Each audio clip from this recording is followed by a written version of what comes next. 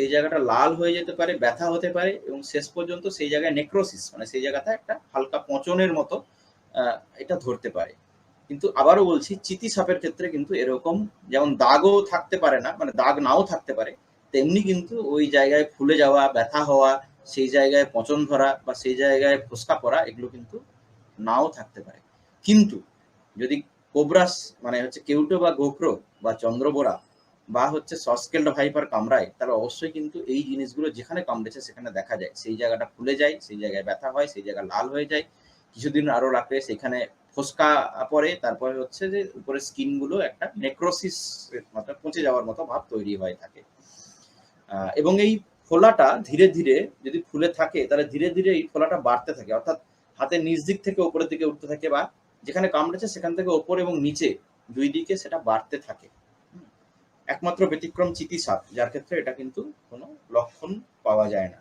চিতি সাপের ক্ষেত্রে আরো কতগুলো জিনিস জানা দরকার, যে এই সাপটা অত্যন্ত একটা বাজে রকমের সাপ, যেটা হচ্ছে এই খাটের তলায়, বালিশের তলায়, হ্যাঁ, ঘরের বিভিন্ন কোণার মধ্যে লুকিয়ে থাকে এবং মশারি দিয়ে না শুলে এগুলো কিন্তু রাত্রেবেলায় কামড়ায়।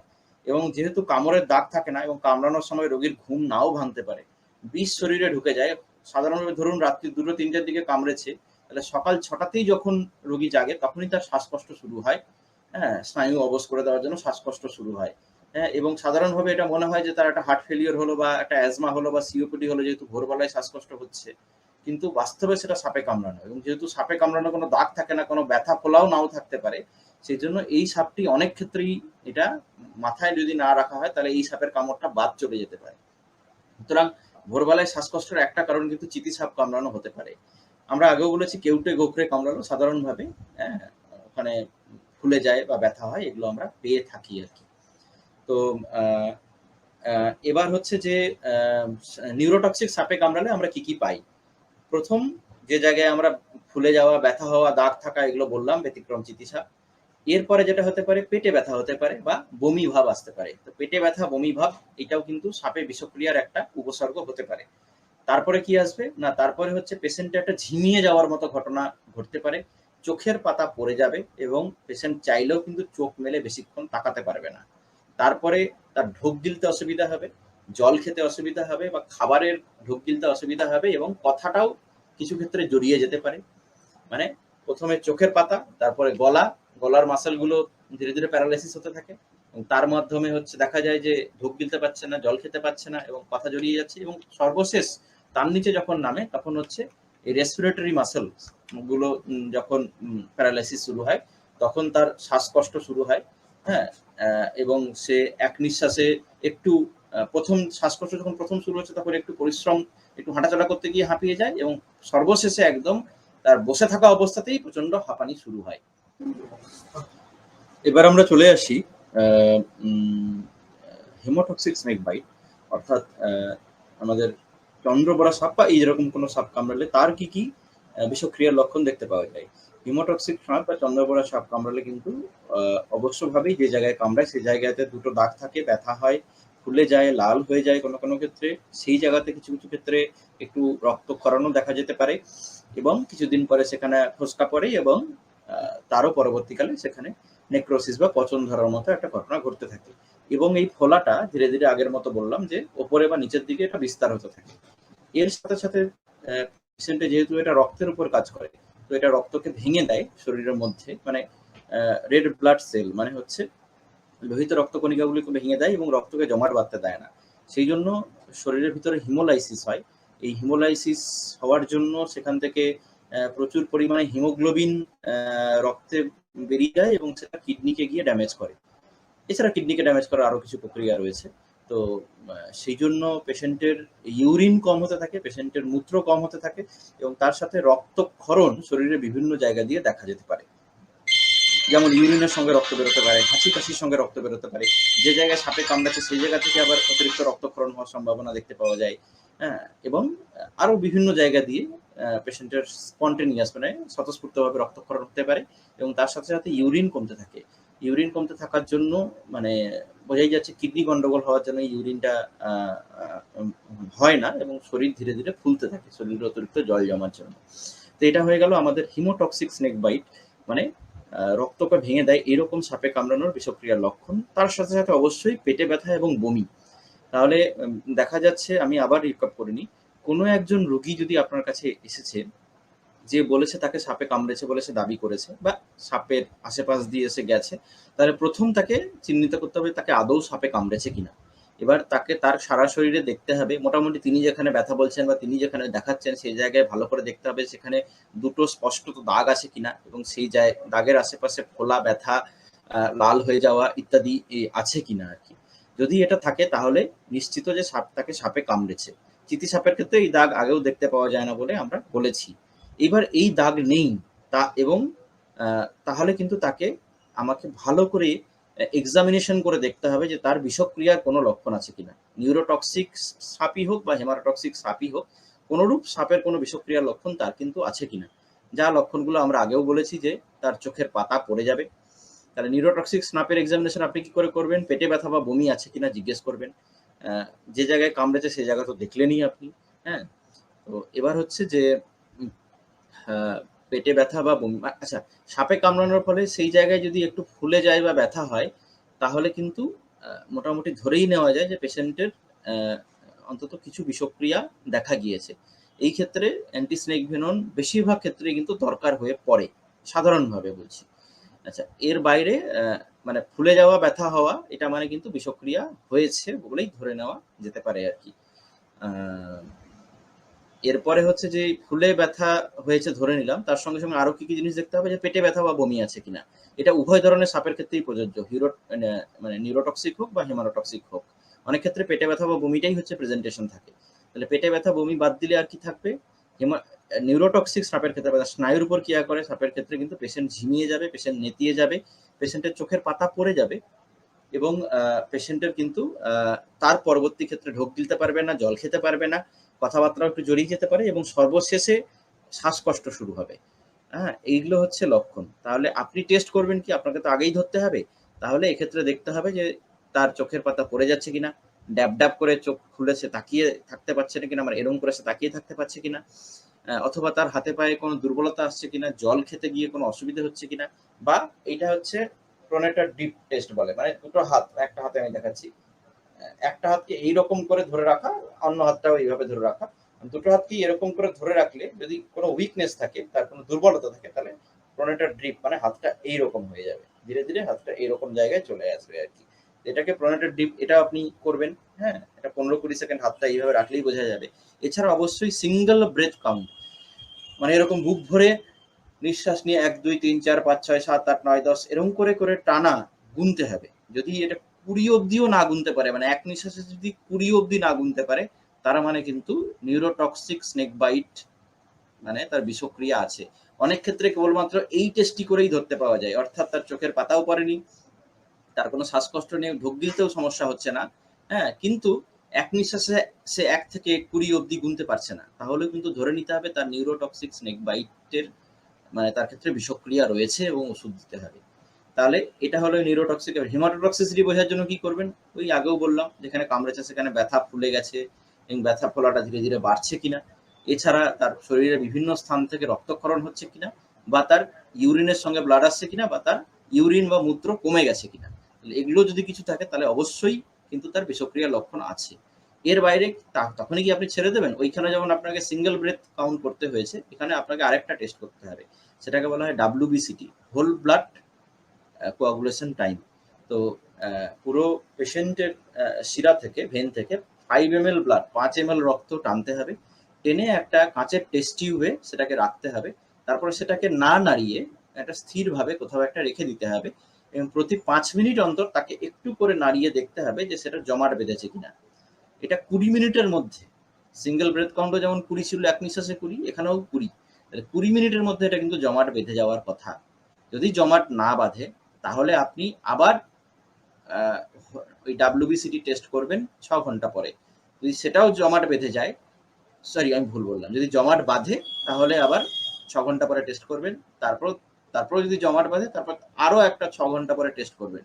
পরপর 6 ঘন্টা অন্তর 3টে টেস্ট যদি জমাট বাঁধে, তাহলে পেশেন্টের বলা যায় কোনো বিষক্রিয়া হয়নি, হেমাটোটক্সিক স্নেক বাইট থেকে কোনো বিষক্রিয়া হয়নি। এইবার জমাট যদি না বাঁধে, 20 মিনিটের মধ্যে যদি জমাট না বাঁধে, মানে এই 3টের মধ্যে যে কোনো একটাতেই যদি জমাট না বাঁধে, তাহলে ধরে নিতে হবে যে বিষক্রিয়া হয়েছে এবং সেটাকে ট্রিটমেন্ট দিতে হবে।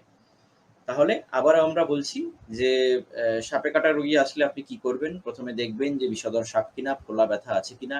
বিষধর সাপ বোঝার জন্য কি দুটো দাগ থাকবে? অবশ্যই দুটো দাগ যদি নাও থাকে তাহলে কোনো রকম বিষক্রিয়ার লক্ষণ আছে কিনা, স্নায়ুর উপর ক্রিয়া বা রক্তের উপর ক্রিয়া।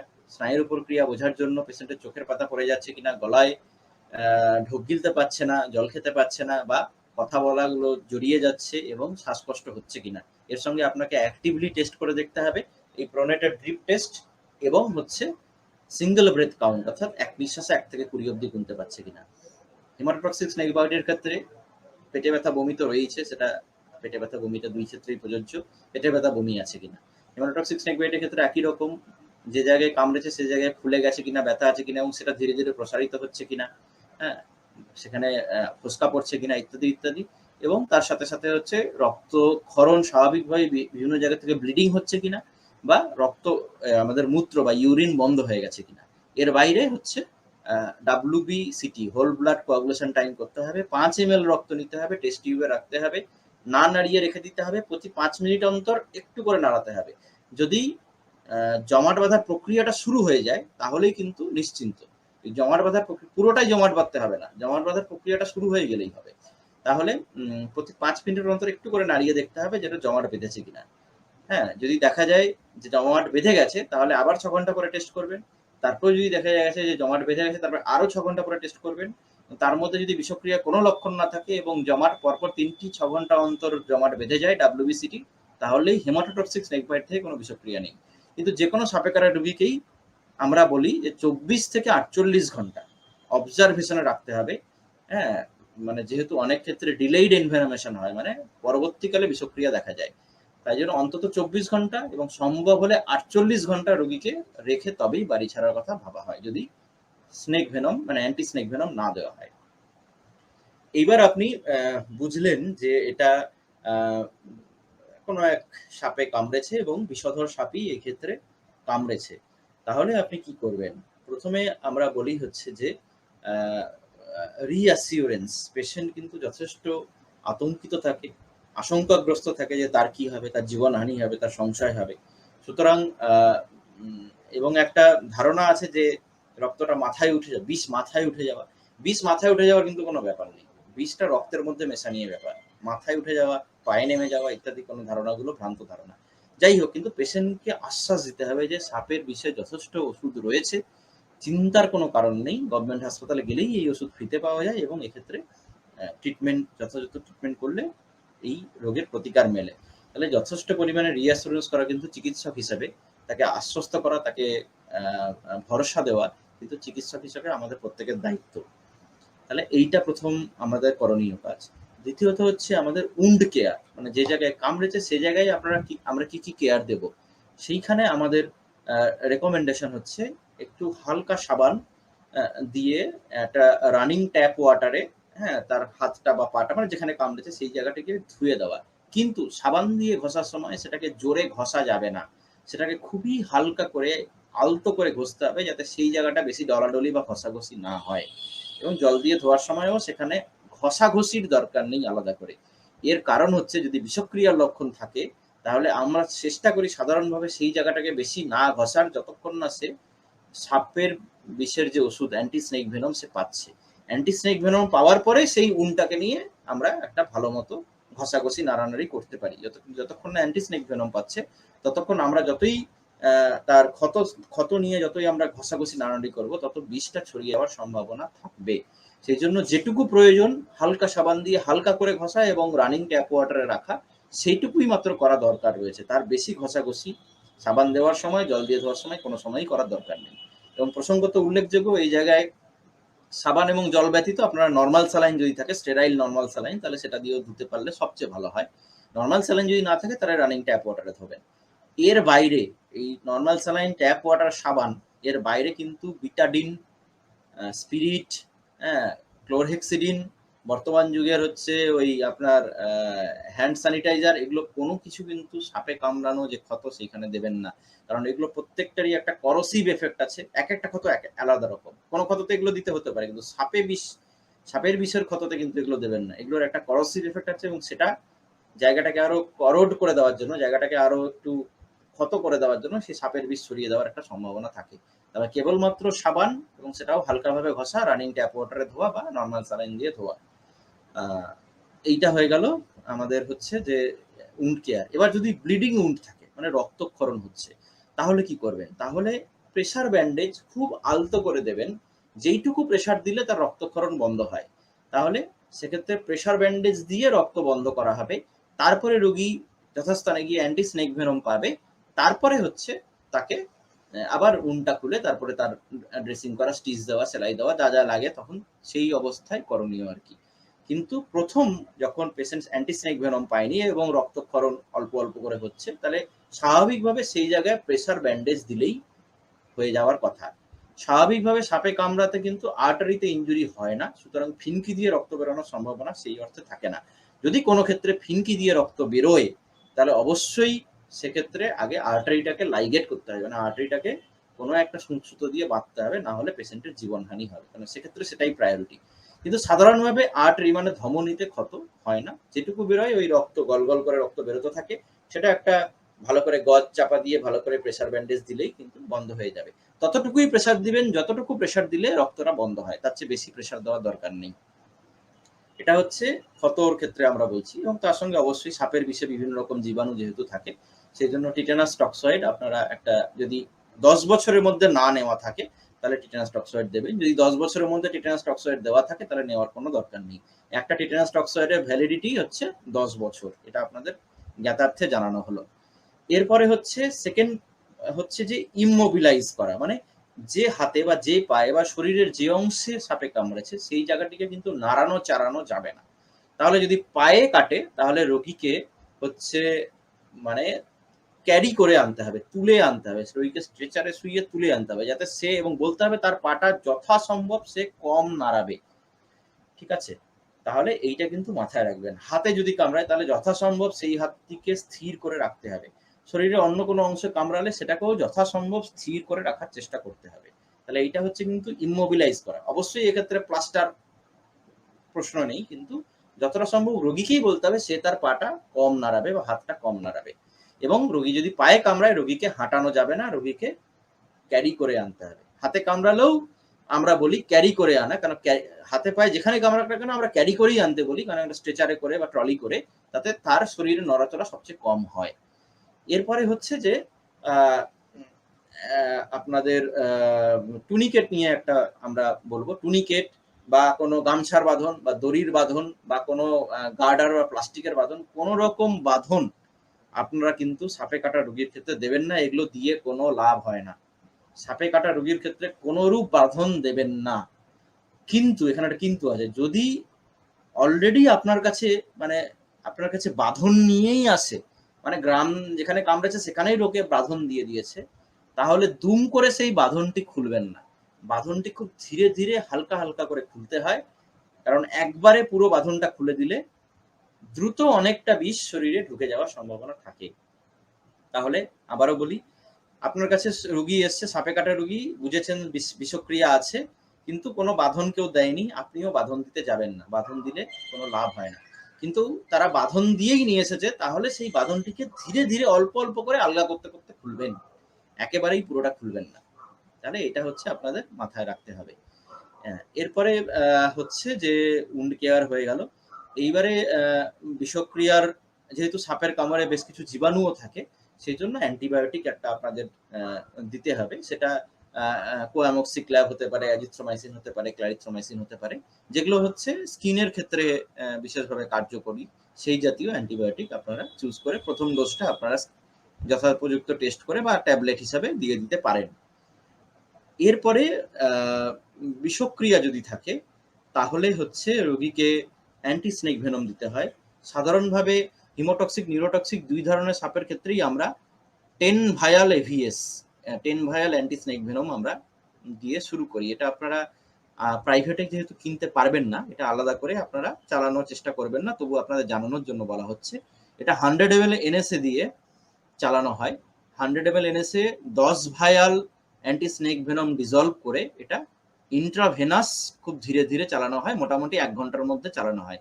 এই 1 ঘন্টার মধ্যেও প্রথম দিকটায় খুব স্লোলি চালানো হয় যাতে বডির কোনো রিয়াকশন হচ্ছে কিনা, এবং পরবর্তীকালে যদি রিয়াকশন না হয় তাহলে মোটামুটি আরেকটু রেটটা বাড়িয়ে 1 ঘন্টার মধ্যে এটা কমপ্লিট করে দেওয়া হয়। এক্ষেত্রে আরেকটা জিনিস আপনাদের বলে রাখছি, কোনো রূপ স্কিন টেস্ট করার কিন্তু কোনো প্রয়োজন নেই, কারণ স্কিন টেস্টের মাধ্যমে কোনো কিছু বোঝা যায় না। তাহলে অ্যান্টি স্নেক ভেনম দেওয়ার আগে স্কিন টেস্টের কোনো রেকমেন্ডেশন নেই। একটা রেকমেন্ডেশন এখন রয়েছে, সেটা হচ্ছে ইনজেকশন অ্যাড্রিনালিন স্নেক মানে অ্যান্টি স্নেক ভেনম দেওয়ার আগে ইনজেকশন অ্যাড্রিনালিন 0.5 mg মানে হাফ অ্যাম্পিউল সাবকিউটেনিয়াসলি দেওয়া। সাবকিউটেনিয়াসলি মানে চামড়ার তলায় দেওয়া। এটা অ্যান্টি স্নেক ভেনম দেওয়ার আগে এটা দিলে স্নেক ভেনমের থেকে যে রিয়াকশন অরিজিন হয় সেটা প্রিভেন্ট করে। কিন্তু স্বাভাবিকভাবে স্টেরয়েড দেওয়ার কথা কিন্তু কোথাও লেখা নেই। স্টেরয়েড হচ্ছে কিন্তু আমরা মানে এমনিতে আমরা দিই না সাধারণভাবে। তো এবারে হচ্ছে তাহলে আমরা বলে রাখছি যে অ্যান্টি স্নেক ভেনমের বিষয়টা তাহলে কখন দেবো, যখনই আমরা বিষক্রিয়ার লক্ষণ পাবো। তাহলে বিষক্রিয়ার লক্ষণগুলো নিউরোটক্সিসিটি এবং আমরা হেমাটোটক্সিসিটি আলোচনা করেছি। তাহলে নিউরোটক্সিসিটি হচ্ছে চোখের পাতা পড়ে যাচ্ছে, পেশেন্ট তাকাতে পারছে না, ঢোক গিলতে পারছে না, জল খেতে পারছে না, কথা আড়ষ্ট হয়ে যাচ্ছে, সর্বোপরি শ্বাসকষ্ট হচ্ছে, অথবা দেখা যাচ্ছে যে মানে পেশেন্টের সিঙ্গেল ব্রেথ কাউন্ট 20 নিচে, অথবা পেটে ব্যথা বা বমি হয়েই যাচ্ছে যেটাকে থামানো যাচ্ছে না, হ্যাঁ, প্যান্টোপ্রাজল, অন্নেম এরকম অন্যানসেট্রন এসব দিয়ে থামানো যাচ্ছে না। তাহলে এই সব ক্ষেত্রে কিন্তু মানে নিউরোটক্সিসিটির ক্ষেত্রে অ্যান্টি স্নেক ভেনম দিতে হবে। হিমাটক্সিসিটির ক্ষেত্রে একই রকম ভাবে এর সঙ্গে আরেকটা জিনিস, পেশেন্টের প্রেসার ফল করে গেছে।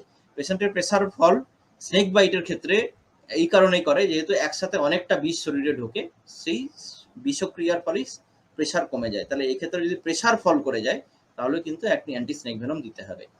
তাহলে বিষক্রিয়ার লক্ষণের বাইরে হচ্ছে পেটে ব্যথা বা বমি যেটা হয়েই যাচ্ছে, অথবা প্রেসার ফল করে গেছে।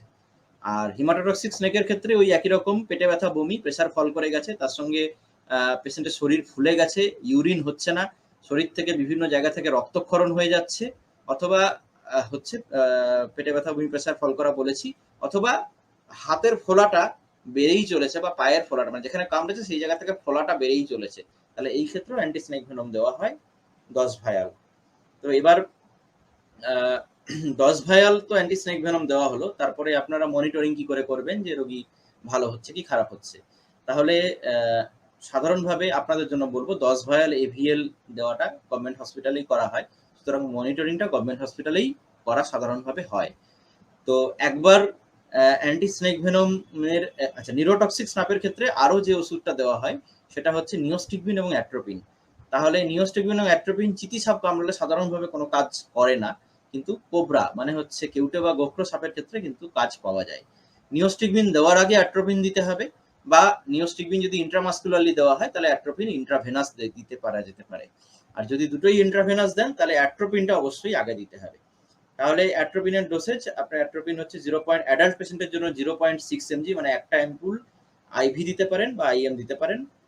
তো এবং তারপরে হচ্ছে নিওস্টিকবিন অ্যাডাল্ট পেশেন্টের জন্য 2 mg আইভি বা আইএম নিওস্টিকবিন দিতে হতে পারেন। মনে রাখবেন অ্যাট্রোপিন আগে দেবেন, নিওস্টিকবিন পরে দেবেন।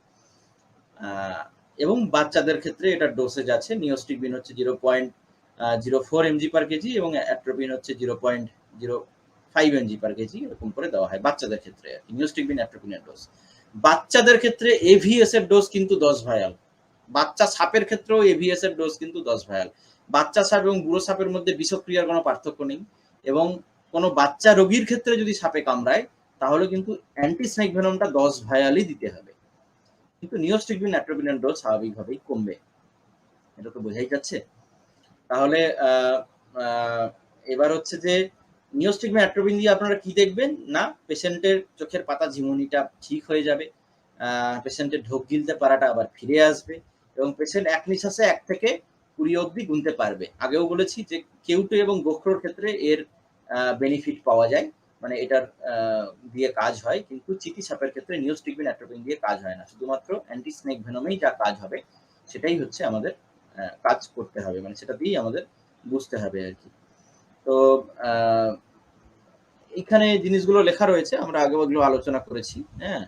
যে নিউরোটক্সিক স্নেক বাইট হলে তাতে কি থাকবে আরকি, হ্যাঁ? এখানে দাগ থাকতে পারে, ব্যথা থাকতে পারে, ওই জায়গায় ফুলে যেতে পারে, একটা ওখান থেকে রস গড়াতে পারে, হ্যাঁ?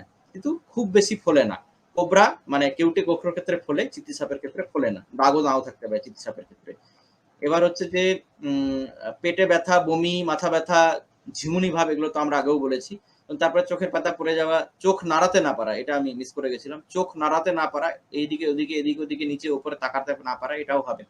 তারপরে হচ্ছে যে কনভালশন সাধারণভাবে হয় না। এখানে যেটা লেখা আছে পুরোটা ঠিক নয়। গলা প্যারালাইসিস হয় বলে ঢোক গিলতে পারবে না, কথা জড়িয়ে যাবে এবং সর্বোপরি শ্বাসকষ্ট হবে। সেটা এখানে লেখা আছে। হিমোটক্সিক স্নেকের ক্ষেত্রে ওই জায়গা ফুলে যাবে, সে জায়গায় লাল হয়ে যাবে, ওখানে ফোস্কা দেখা যাবে, ব্লিডিং হতে পারে, ব্যথা হবে এবং পেটে ব্যথা, বমি এসব তো রয়েইছে এবং শরীরের বিভিন্ন স্থল থেকে বমি, ইউরিন কমে যাবে এবং হচ্ছে পেশেন্টের ওই বললাম প্রেশার ফল করে যেতে পারে, সেটা ২ ক্ষেত্রেই করে যেতে পারে। হাইড্রোফিট বাইট নিয়ে আমরা আলোচনা করব না। তো আ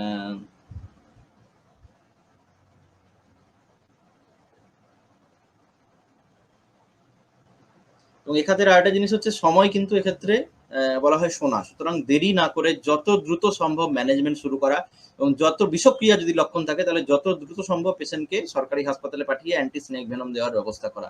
এইটা কিন্তু করতে হবে। তাহলে কি করবেন? আমরা বলেছি যে পেশেন্টের লক্ষণগুলো দেখার সাথে, সাথে pronator drift test, single breath count এবং অবশ্যই হচ্ছে হোল ব্লাড ক্লটিং টাইম ২০ মিনিটের মধ্যে হচ্ছে কিনা। ঠিক আছে? আর যদি পেশেন্ট হাসপাতালে ভর্তি থাকে তাহলে কি আমরা ইনভেস্টিগেশন পাঠাই সেটা নিয়ে খুব ডিটেইল আলোচনা করছি না। তবে মনে রাখবেন পেশেন্টের ক্রিয়েটিনিন, ইউরিন রুটিন টেস্ট, ইউরিনে রক্তক্ষরণ হচ্ছে কিনা, পেশেন্টের ইউরিয়া ক্রিয়েটিনিন, পেশেন্টের হোল ব্লাড ক্লটিং টাইম এবং তার সাথে, সাথে প্রথম বিন টাইম পিটি এবং আইএনআর ইন্টারন্যাশনাল নরমালাইজড রেশিও এই জিনিসগুলো আমরা পাঠিয়ে থাকি। যদি মায়োটক্সিসিটি হয় তাহলে সেক্ষেত্রে সিপিকে এমবি এই জিনিসগুলো আমরা পাঠিয়ে থাকি, কিন্তু মায়োটক্সিক স্নেক বাইট খুব একটা পাওয়া যায় না। এর সঙ্গে রুটিন টেস্ট হচ্ছে আমরা হিমোগ্লোবিন, টিসিডিসি, ইএসআর এগুলো তো আমরা পাঠাবোই। যদি পেশেন্টের শ্বাসকষ্ট হয় বা কিডনি খারাপ হয় তাহলে arterial blood gas analysis ABG test আমরা করব। ডাব্লিউবিসিটি হোল ব্লাড ক্লটিং টেস্ট বা হোল ব্লাড কোয়াগুলেশন টেস্ট আমরা আগেও বলেছি।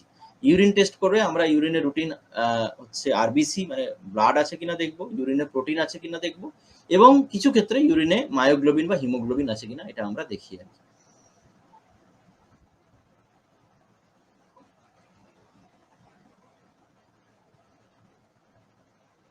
আচ্ছা, এখানে আরেকটা জিনিস যেমন করে দড়ি বা টুনিকেট বা গামছা কিছু যেমন বাঁধবেন না, সেহেতু সিনেমাতে যেটা দেখতে পাওয়া যায় যে সেই জায়গায় মানে চুষে বিষটা বার করে দেওয়ার যে পদ্ধতি বা বাজে রক্তটা বার করে দেওয়ার যে পদ্ধতি এগুলো হচ্ছে সিনেমাতেই হয়। বাস্তব জীবনে এর কোনো প্রয়োজনীয়তা নেই এবং এটা করতে যাওয়া ক্ষতিকারকও হতে পারে। এটা করার একদম প্রয়োজন নেই, এটা করতে যাবেন না। ঠিক আছে?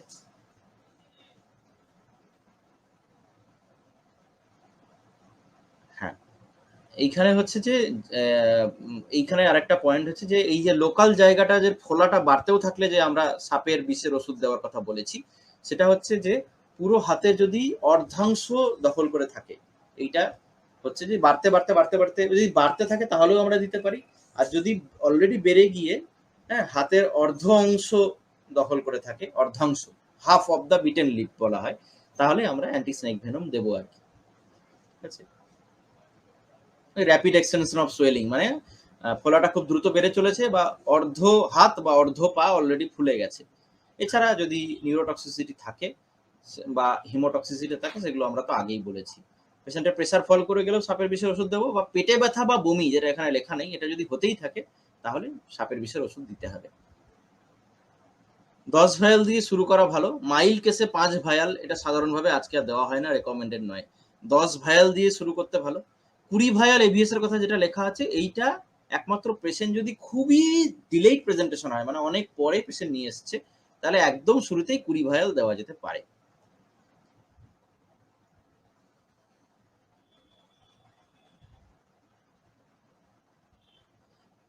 এএসভি দেওয়ার পরে যদি পেশেন্টের অ্যানাফাইলেকটিক রিঅ্যাকশন হয়, যদি অ্যানাফাইলেকটিক রিঅ্যাকশন প্রিভেন্ট করার জন্যই আমরা আগে বলেছি 0.5 mg অ্যাড্রিনালিন ইনজেকশন সাবকিউটেনিয়াসলি দিলে কিন্তু অ্যানাফাইলেকটিক রিঅ্যাকশন প্রায় হয়ই না।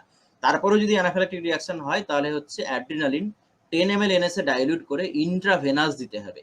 মানে একটা অ্যাম্পুল অ্যাড্রিনালিন মানে 1 mg 10 ml এনএসএ ডাইলিউট করে স্লো ইন্ট্রাভেনাস ইনজেকশন দিতে হবে, তাহলেই কিন্তু পেশেন্ট ফিরে আসে। তার সঙ্গে হাইড্রোকট ইনজেকশন, হাইড্রোকর্টিসন 100 mg।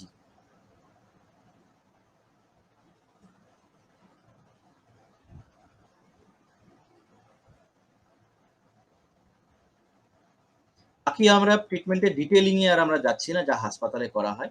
তবে মনে রাখবেন, একবার অ্যান্টি স্নেক ভেনম হেমাটক্সিক বাইটের ক্ষেত্রে দেওয়ার পরে পেশেন্টের কিন্তু 6 ঘন্টা লাগে লিভারের আবার নতুন করে সমস্ত কোয়াগুলেশন ফ্যাক্টর তৈরি করতে। তাহলে একবার 10 ভার এএসভি দেওয়ার পরে 6 ঘন্টা পরেই আমরা WBCT whole blood coagulation time আবার করব, যেটা 20 মিনিটের মধ্যে রক্ত জমাট বাঁধছে কিনা।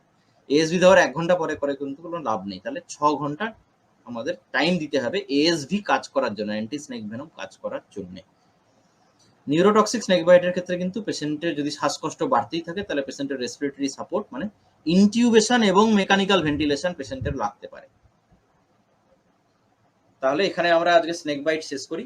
এরপরে আমরা যে আলোচনাটায় যাব সেটা হচ্ছে আমাদের ডগ বাইট বা রেবিজের ট্রিটমেন্টটা আমরা কিভাবে করব। স্নেক বাইট নিয়ে আমরা আলোচনা মোটামুটি শেষ করেছি। তাহলে রেবিজ হচ্ছে কুকুরে বা মানে স্বাভাবিকভাবে কুকুর জাতীয় যে পশুগুলো রয়েছে, বেড়ালে কামড়ালেও হতে পারে, এইরকম কিছু কুকুর, বেড়াল, গরু কামড়ানোও কিছু হিস্ট্রি পাওয়া গেছে, বা বেজির ক্ষেত্রে এগুলো হতে পারে।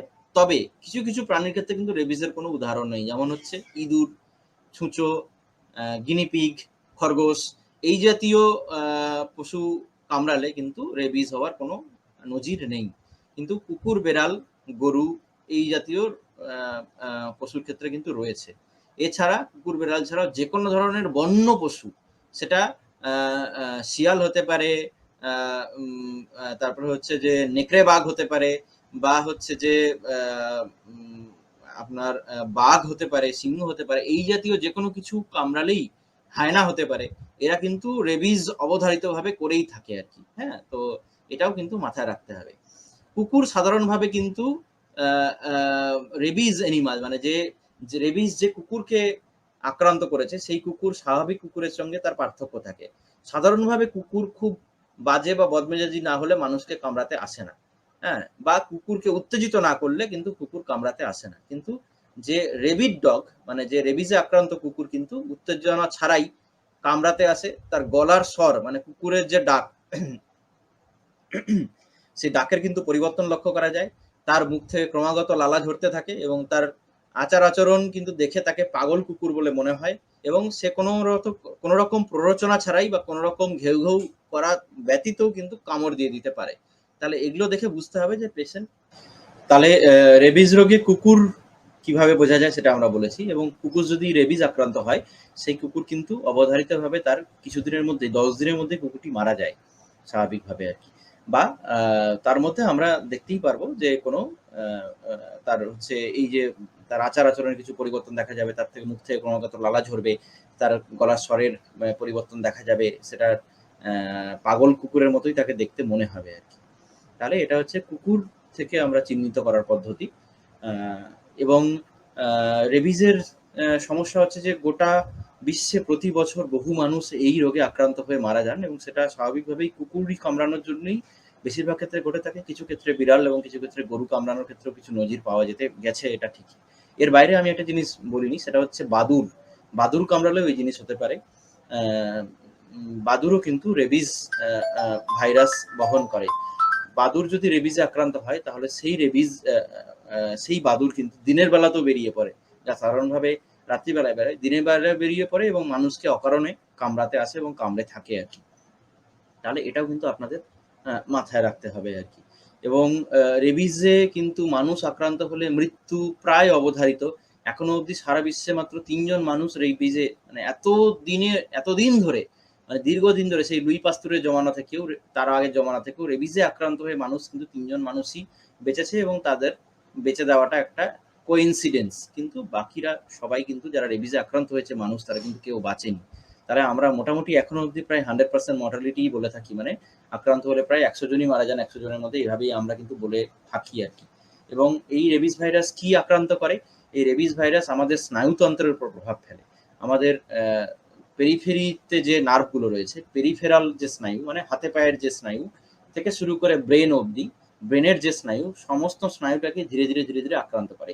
এবং যে জায়গায় কুকুর কামড়েছে বা পশু কামড়েছে সেই জায়গা থেকে আলমারিটা কি আপনি খুলে রেখেছেন? এমএসসি ঘরের ওই ব্রাউন আলমারিটা, অফিস ঘরেতে যে ব্রাউন রঙের যে আলমারিটা, ওটা কি আপনি খুলেছেন? না না, আমার কাছে চাবি নেই। আচ্ছা আচ্ছা, আমি ওষুধের আলমারি খুলেছিলাম। খোলা কেন? ওষুধের যে ওই থাক থাক দেওয়া ওটা খুলেছিলাম বাইরে। না, অফিস ঘরের ভিতরে ওটা আমার চাবি নেই আমার কাছে।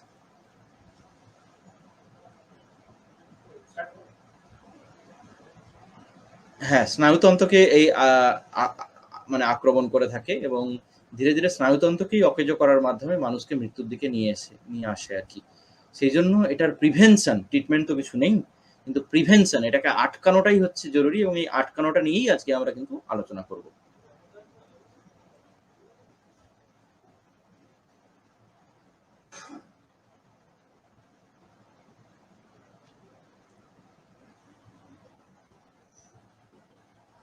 আচ্ছা, তাহলে রেবিসে আক্রান্ত রোগীর মানে মানুষের ক্ষেত্রে কি কি জিনিস দেখতে পাওয়া যায়?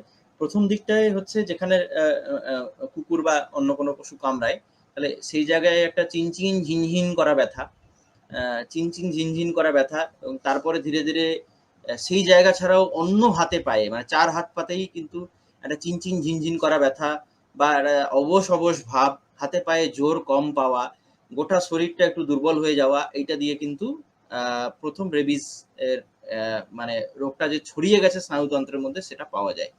কিন্তু তারও আগে আমরা কি জিনিস পাই? তারও আগে আমরা পাই রেবিস যেহেতু একটা ভাইরাস, সেই ভাইরাসটা শরীরে যখন ঢোকে তখন কিন্তু অন্যান্য ভাইরাসের মতোই এটা একদম শুরুতে সিমটম গুলো দেয়।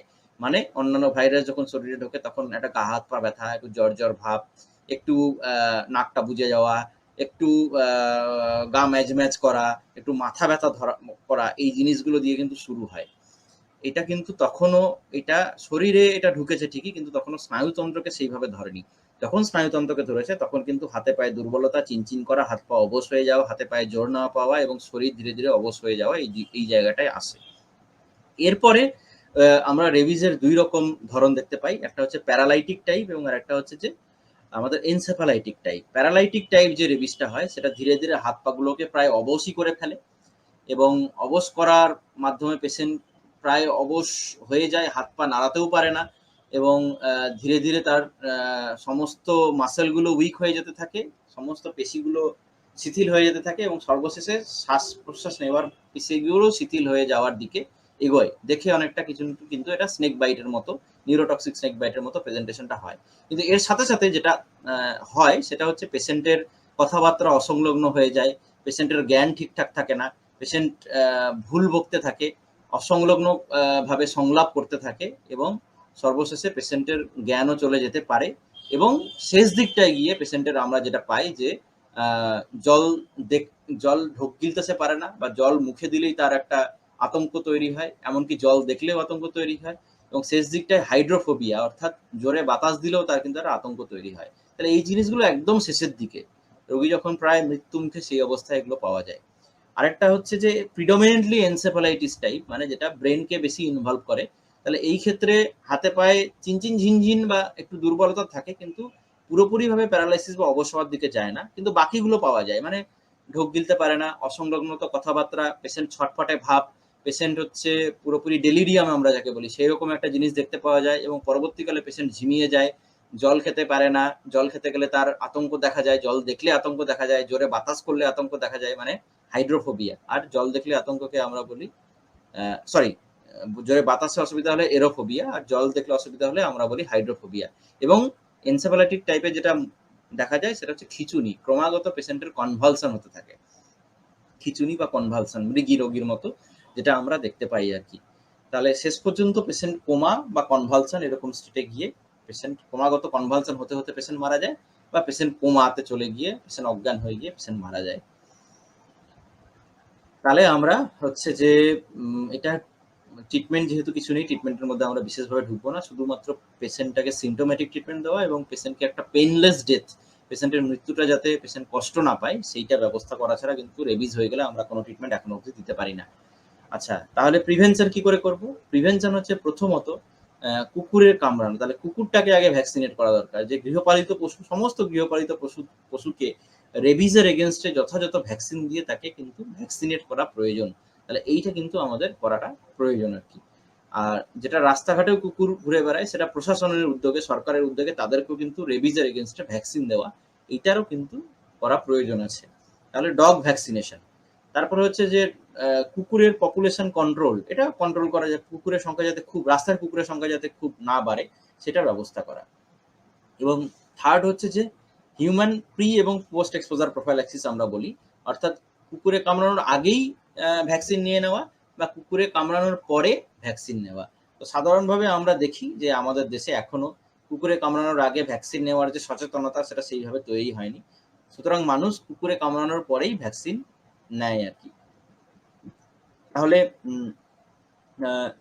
তাহলে যদি কুকুরটা ভ্যাকসিনেটেড থাকে, কুকুরটা অলরেডি ভ্যাকসিন থাকে, সেই জাতীয় কোনো কুকুর কামড়ালে কিন্তু ভ্যাকসিন নেওয়ার প্রয়োজন পড়ে না।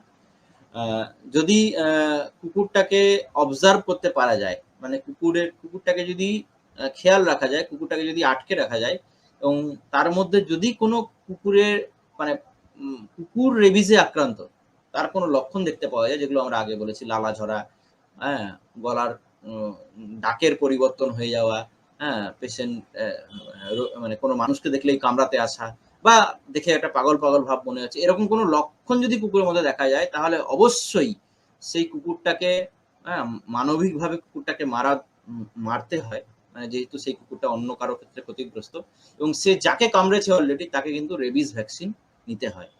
তা রেবিজ ভ্যাকসিন এবং ইমিউনোগ্লোবিন দুটোই নিতে হবে। তো রেবিজে কুকুরে কামড়ানো বা কোনো পশুকে কামড়ানো কদিনের মধ্যে রেবিজ হতে পারে? না, সাধারণভাবে 4 থেকে 5 দিন থেকে শুরু করে 20 বছর পরেও গিয়ে রেবিজ হয়েছে এরকমও নিদর্শন আছে। তাহলে ইনকিউবেশন পিরিয়ডটা কিন্তু ওয়াইডলি ভেরিয়েবল। তাহলে 4-5 দিন থেকে শুরু করে 20 বছর অবধি কিন্তু দেখা যায় আজকে কুকুর কামড়েছে, 20 বছর পরেও কিন্তু যদি কোনো আমি ভ্যাকসিন না নিই তাহলে 20 বছর পরে গিয়েও কিন্তু রেবিজ রোগ হতে পারে। তাহলে হচ্ছে যে এটা হচ্ছে প্রিভেনশনের একটা উপায়। এবার হচ্ছে যে প্রি এক্সপোজার প্রোফাইল্যাক্সিসে আমরা চলে আসি, অর্থাৎ কুকুরে আমাকে কামড়ায়নি কোনোদিনও, কিন্তু তাও আমি ভ্যাকসিন নিয়ে রাখি যাতে আমাকে পরবর্তীকালে কুকুর কামড়ালে আমাকে বেশি ভ্যাকসিন নিতে না হয় বা বেশি সমস্যা না হয়। তাহলে এইটা আমরা কি করে নিয়ে থাকি না, আমরা প্রি এক্সপোজার প্রোফাইল্যাক্সিস যেটাকে বলে থাকি সেটা হচ্ছে আমরা নিয়ে থাকি হচ্ছে সম্ভবত ওটা 07-14-21-20, হ্যাঁ 07-14-21 বা 28, অর্থাৎ হচ্ছে প্রথম দিন একটা নিলাম, আমাকে কুকুরে কামড়ায়নি, এটা কিন্তু প্রি এক্সপোজার প্রোফাইল্যাক্সিসের কথা বলছি, কুকুরে কোনোদিনও কামড়ায়নি তা সত্ত্বেও আমি রেবিজ ভ্যাকসিন নিয়ে রাখছি। সেটা হচ্ছে 0 মানে প্রথম দিন, তারপরে হচ্ছে 7 নম্বর দিন, তারপরে 14 নম্বর দিন, তারপরে 21 বা 28 নম্বর দিন। এইটা আমরা প্রি এক্সপোজার প্রোফাইল্যাক্সিস, এটা প্রত্যেক মানুষই নিয়ে রাখতে পারেন। আচ্ছা, তাহলে এটা নেওয়ার অ্যাডভান্টেজটা কি? অ্যাডভান্টেজটা হচ্ছে পরবর্তীকালে যদি আপনাকে পাগল কুকুরে কামড়ায়ও তাহলেও কিন্তু কুকুরে কামড়ানোর পরে আপনার যদি আগে ভ্যাকসিন নেওয়া থাকে তাহলে 2টো ডোজ নিলেই আপনার হয়ে যাবে, 4টে ডোজ আপনাকে নিতে হবে না, 1 নাম্বার। 2 নম্বর হচ্ছে যে আগে যে ভ্যাকসিনটা নিয়েছিলেন সেটা কিন্তু আপনাকে একটা লেভেল অফ প্রোটেকশন দেবে। ভ্যাকসিন নিতে দেরিও হয় তাহলে একটা লেভেল অফ প্রোটেকশন কিন্তু আপনি পাবেন। তাহলে এটাই হচ্ছে আগে থেকে ভ্যাকসিন নেওয়ার একটা সুবিধা। তো কাদের ক্ষেত্রে আগে থেকে ভ্যাকসিন নেওয়া একদমই রেকমেন্ডেড কুকুরে কামড়ানোর আগে? না, যারা ডগ হ্যান্ডলার, অর্থাৎ এই কুকুর নিয়ে যারা কাজকর্ম করে, প্রশাসনের পক্ষ থেকে যারা কুকুরদের প্রশিক্ষণের ক্ষেত্রে নিযুক্ত, সেনাবাহিনীর ক্ষেত্রে যারা কুকুরদের প্রশিক্ষণ দেয়, বা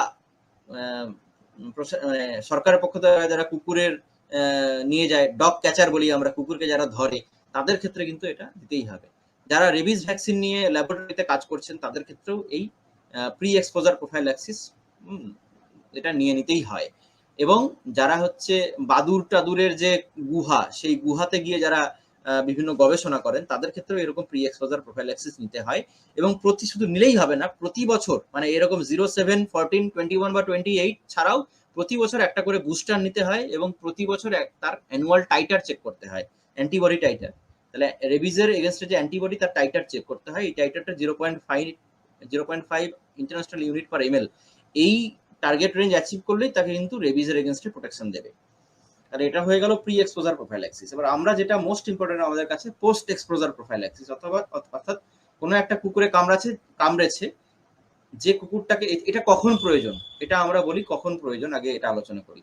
এটা প্রয়োজন যখন কোনো একটা কুকুরে কামড়েছে যে কুকুরটা ভ্যাকসিনেটেড নয় এবং ওই কুকুরটাকে আমি দেখতে পারবো না, মানে কুকুরটাকে আমি নজরে রাখতে পারবো না, এবং এই কুকুরের মধ্যে যদি কোনো বিষক্রিয়ার মানে রেবিজের লক্ষণ দেখা যাচ্ছে।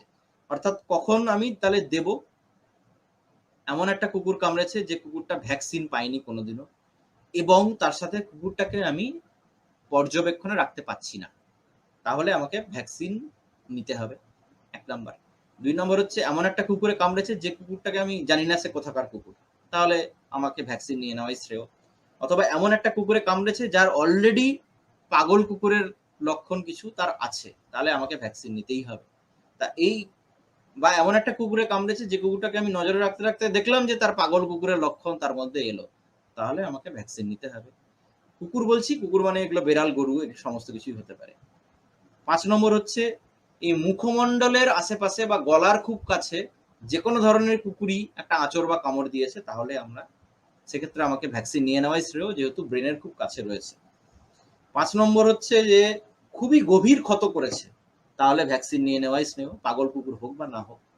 এবং 6 নম্বর যে কোনো বন্য পশু, মানে হায়না, নেকড়ে বাঘ, শিয়াল, বাঘ, সিংহ, এদের আঁচড় বা কামড় হয়েছে, তাহলে নিতেই হবে রেবিস ভ্যাকসিন। হ্যাঁ, তো বেশিরভাগ ক্ষেত্রে যদি জিজ্ঞেস করেন তাহলে এইগুলোই হচ্ছে rabies vaccine post exposure prophylaxis নেওয়ার ইন্ডিকেশন। এবার হচ্ছে পোস্ট এক্সপোজার প্রোফাইল্যাক্সিস আমরা কিভাবে নিই। হ্যাঁ, আমরা ভ্যাকসিনটা দুভাবে নিতে পারি, যে কোনো ভ্যাকসিনই, এক্ষেত্রে রেবিস ভ্যাকসিন সেটা pre exposure post exposure, intradermal বা ইন্ট্রামাসকুলার। তো ইন্ট্রাডার্মাল নেওয়াটা অনেক ঝক্কি, দেওয়ার জন্য এক্সপার্টিস লাগে এবং এর জন্য বারবার বেশিবার ফোটাতে হয়। হ্যাঁ, কিন্তু এর খরচা কম, কিন্তু তা সত্ত্বেও যেহেতু ইন্ট্রামাসকুলার ইনজেকশন দেওয়া সহজ, সেই জন্য ইন্ট্রামাসকুলারই আমরা রেকমেন্ড করি। অ্যাডাল্ট পেশেন্টের জন্য ইন্ট্রামাসকুলার ইনজেকশনের ডোজ হচ্ছে 1 ml।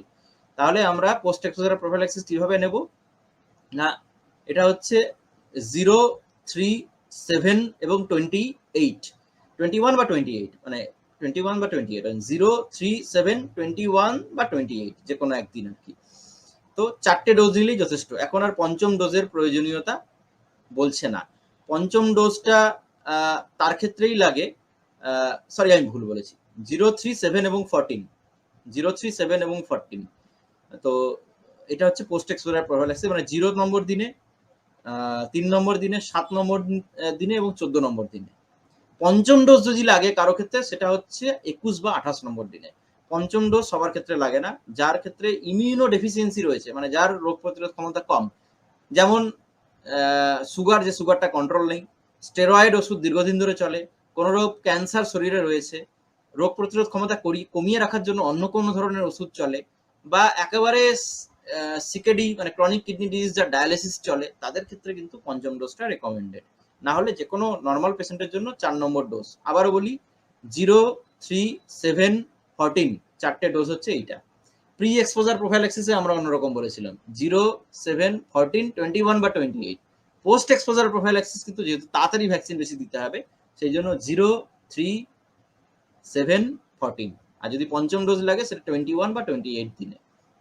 কি করে দিই আমরা, কোথায় দিই আমরা, হয় ডেল্টয়েডে দিই, মানে এই ডেল্টয়েড এখানটায়, এই যে এখানে এই ডেল্টয়েডে, অথবা অ্যান্টেরোল্যাটারাল অ্যাসপেক্ট অফ থাই, মানে থাইয়ের যে মাসল সেখানে দিই। কোমরে রেবিস ভ্যাকসিন দেবেন না, এটা হচ্ছে স্পষ্ট কথা। কোমর থেকে যে কোনো ধরনের ভ্যাকসিনের অ্যাবজর্পশনই খুব দেরি হয়, সেজন্য গ্লুটিয়াল রিজিয়ন বা কোমরে কিন্তু এই ভ্যাকসিন দেবেন না। তাহলে দেবেন হয় থাইয়ে, নাহলে ডেল্টয়েডে। তাহলে এই হচ্ছে এই রেবিস ভ্যাকসিন দেওয়ার জায়গা। তাহলে এবার এটা হচ্ছে ভ্যাকসিন এবং ডোজ, ভ্যাকসিনের ইন্ডিকেশন সবটা আমরা বললাম। এরপরে হচ্ছে যে রেবিজে আক্রান্ত কোনো রোগী আপনার কাছে এসছে, তাহলে আপনি কি করবেন। তাহলে হচ্ছে প্রথমে বোঝার চেষ্টা করবেন যে ভ্যাকসিন দেওয়ার কোনো ইন্ডিকেশন আছে কিনা। যদি ভ্যাকসিন দেওয়ার ইন্ডিকেশন থাকে তাহলে ইমিডিয়েটলি ভ্যাকসিন দিয়ে দেবেন। হচ্ছে ডেল্টয়েডে বা এই থাইয়ের অ্যান্টেরোল্যাটারাল অ্যাসপেক্টে 1 ml vaccine deep intramuscular vaccine দিয়ে দেবেন, এবং ভ্যাকসিন দেওয়ার পরে জায়গাটা কিন্তু ডলবেন না। কোনো ভ্যাকসিন দিয়েই, কোনো ইন্ট্রামাসকুলার ইনজেকশন দিয়ে কোথাও ডলার রেকমেন্ডেশন, মানে ওই জায়গাটায় ঘষার রেকমেন্ডেশন কোথাও নেই। এটা আপনাদের জ্ঞাতার্থে জানানো হলো। তাহলে ঘষার কোনো দরকার নেই। এটা হচ্ছে যে ভ্যাকসিনের বিষয়। তাহলে এই ভ্যাকসিনটা দেবেন। দ্বিতীয়ত হচ্ছে যে রেবিজ ইমিউনোগ্লোবুলিন দেবেন। তাহলে রেবিজ ইমিউনোগ্লোবুলিন দুরকম পাওয়া যায়। একটা হচ্ছে হিউম্যানাইজড রেবিজ ইমিউনোগ্লোবুলিন, আর হচ্ছে আপনার ইকুইন মানে ঘোড়া থেকে তৈরি রেবিজ ইমিউনোগ্লোবুলিন। এইবার এই ইমিউনোগ্লোবুলিন তার জন্যই রেকমেন্ডেড যে প্রথমবার রেবিজ ভ্যাকসিন পাচ্ছে, যে এর আগে পূর্ববর্তী ক্ষেত্রে রেবিজ ভ্যাকসিন পেয়েছে, তার ক্ষেত্রে ইমিউনোগ্লোবুলিন দেবেন না, দেওয়াটা ক্ষতিকারক হতে পারে, দিলে রেবিজ ভ্যাকসিন কাজ নাও করতে পারে। এই জন্য আমাদের বলছি। তাহলে যেদিন প্রথম ভ্যাকসিন দিচ্ছেন সেদিনই রেবিজ ইমিউনোগ্লোবুলিন দেবেন। তার ক্ষেত্রেই দেবেন যে আগে কোনোদিনও ভ্যাকসিন পায়নি। যে আগে ভ্যাকসিন পেয়েছে তার ক্ষেত্রে শুধু ভ্যাকসিন দেবেন, ইমিউনোগ্লোবুলিন দেবেন না। এবার ইমিউনোগ্লোবুলিনের ডোজ কত? হ্যাঁ,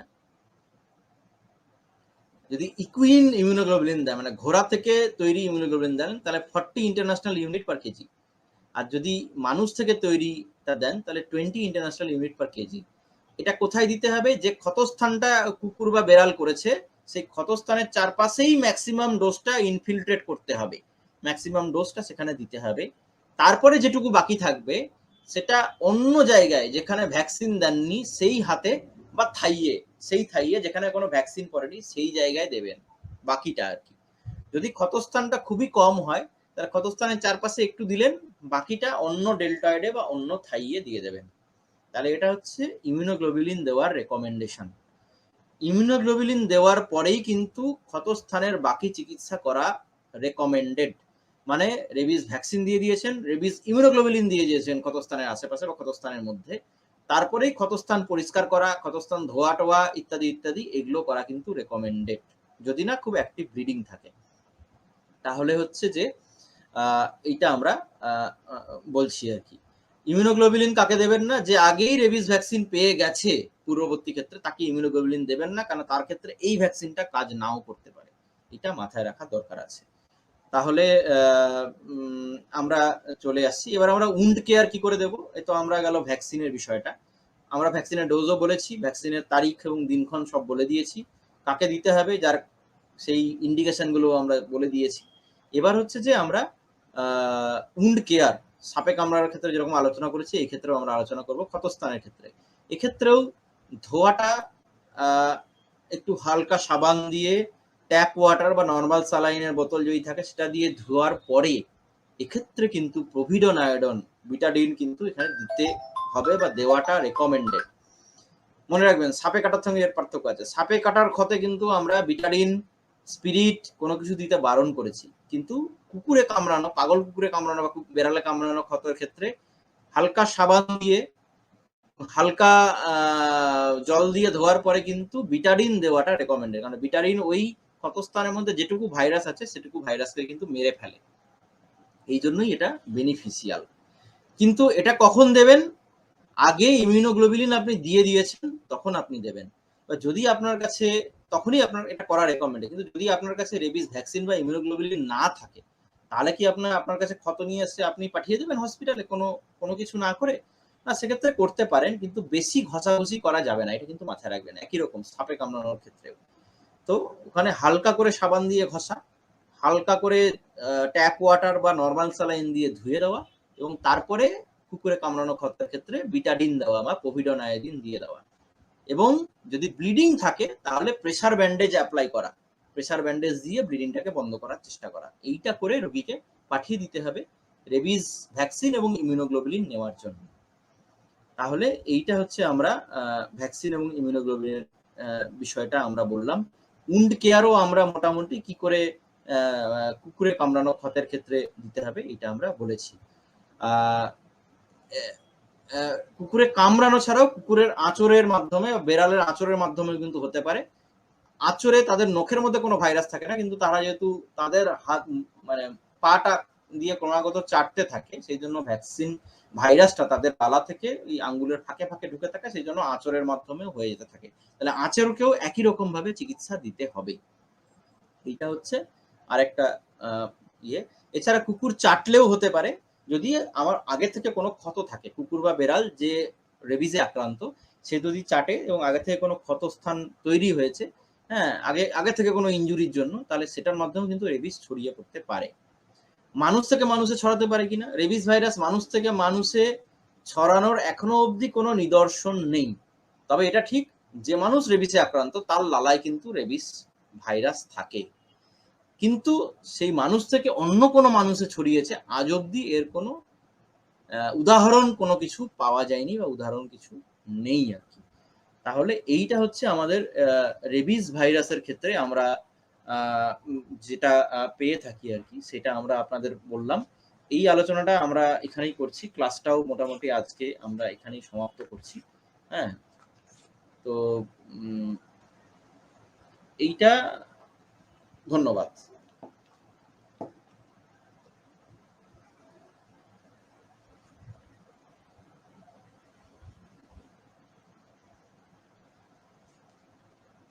আচ্ছা, এখানে আরেকটা জিনিস বলার, যদি ইমিউনোগ্লোবুলিন আপনার কাছে না থাকে এবং রোগী প্রথমেই এসছে আপনার কাছে, আগে কোনোদিনও ভ্যাকসিন পায়নি, তাহলে সেক্ষেত্রে কি করবেন? তাহলে ইমিউনোগ্লোবুলিন নেই আপনার কাছে, হ্যাঁ, শুধুমাত্র ভ্যাকসিন আছে এবং আগে কোনোদিনও ভ্যাকসিন পায়নি, তাহলে সেক্ষেত্রে রেকমেন্ডেশনটা হচ্ছে, যেহেতু ইমিউনোগ্লোবুলিন নেই, তাহলে প্রথম দিনেই 2টো ডোজ দিয়ে দেওয়া।